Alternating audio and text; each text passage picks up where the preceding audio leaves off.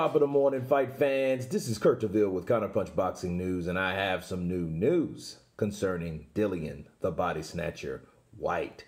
Dillian Whyte says that Joshua Fury Marbella meeting looks staged. Heavyweight contender Dillian Whyte believes that the Marbella meeting between world champions Tyson Fury and Anthony Joshua was a staged event. A few weeks ago in Spain, of course, we know that Fury and Joshua were in Marbella on vacation. Fury was driving with his wife and pulled over when he spotted Joshua on the street. Two British rivals had a quick conversation expressing their desire to collide next year. Okay.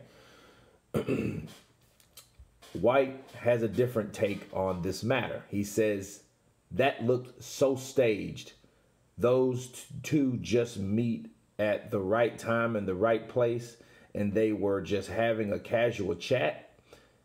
The way they speak on social media, they want to do this to each other. It looks like it was just staged, Whyte told Sky Sports.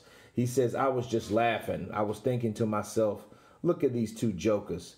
If I see someone and they're talking smack about me and saying that they're going to do this and that, then when I see you, have the same energy. I'm not going to be standing outside your car window, standing on the sidewalk, speaking to you. Come on, man.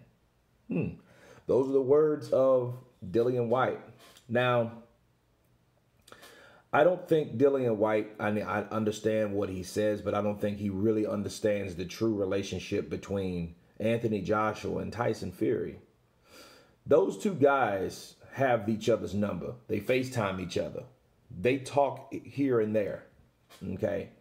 So to counterpunch his idea of rushing someone that's talking shit about you on social media, not everyone's going to have that same type of temperament.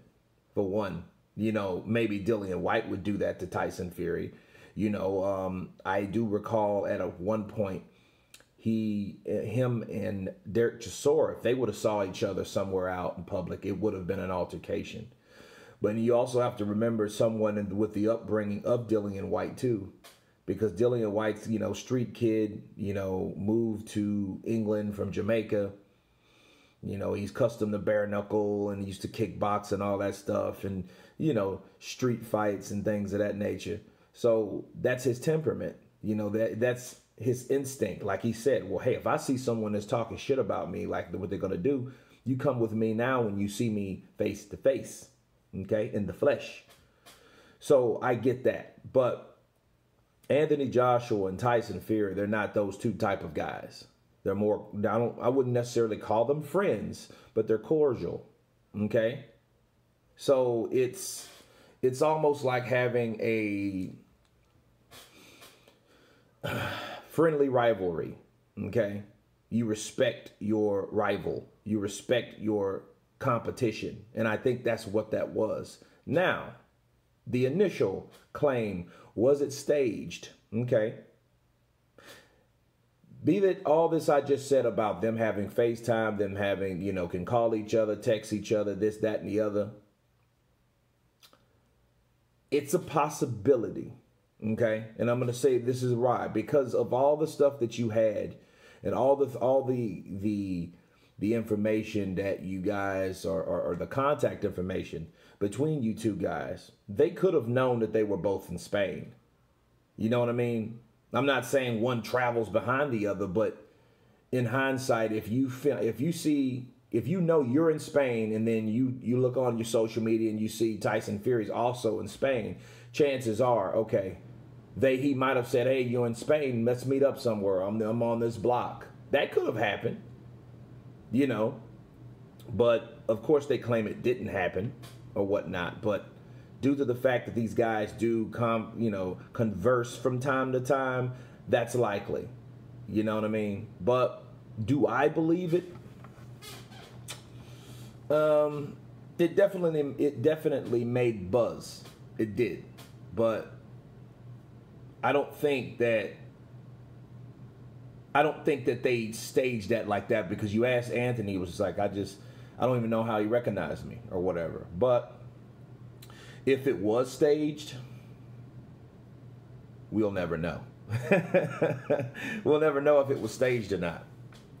But I think the reason why Dillian Whyte again thought it was staged, because I don't think, again, he didn't understand their relationship versus how he feels about Anthony Joshua, or how he feels about especially Tyson Fury. Now, let's replace Dillian Whyte. Had Dillian Whyte been walking and Tyson Fury rolled up on him, Dillian Whyte would have been some type of altercation.